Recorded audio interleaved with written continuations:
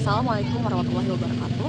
Halo, saya Darisa Muhyiddin Putri, peserta pelatihan dasar calon pegawai negeri sipil tahun 2025, golongan 3, gelombang 2, angkatan 6 dari Kementerian Ekonomi Kreatif, Badan Ekonomi Kreatif. Di kesempatan sore yang cerah ini, saya akan memaparkan opini pribadi saya terhadap pembelajaran agenda 2 mengenai budaya berakhlak melalui topik Breaking the Limitation, yaitu untuk mengidentifikasi potensi hambatan eksternal dan cara mengatasinya terkait upaya membangun budaya berakhlak dalam melaksanakan tugas sebagai seorang ASN yang profesional. Sebagai calon aparatur sipil negara yang bertugas di dunia arsip kearsipan, unit kerja saya adalah kearsipan.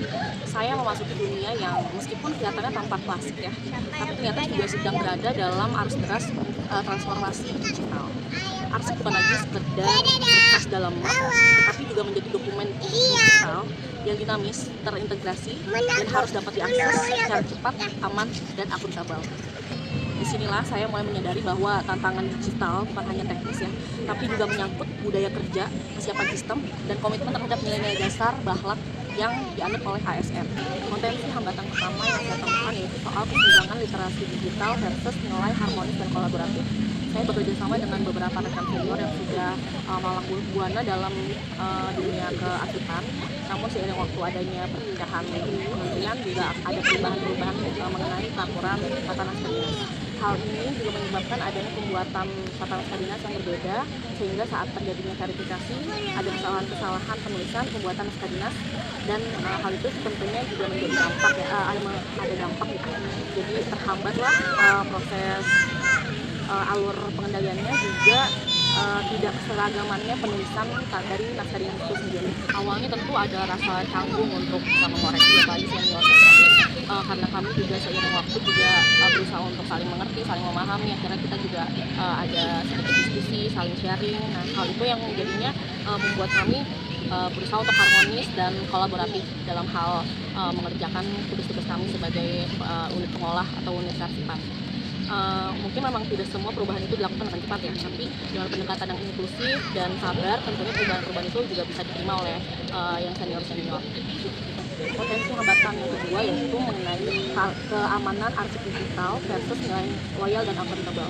Salah satu tanggung jawab penting kami itu kan memang menjaga arsip dan kerahasiaannya berupa segala hal mengenai isinya, bentuknya, dan fisiknya juga.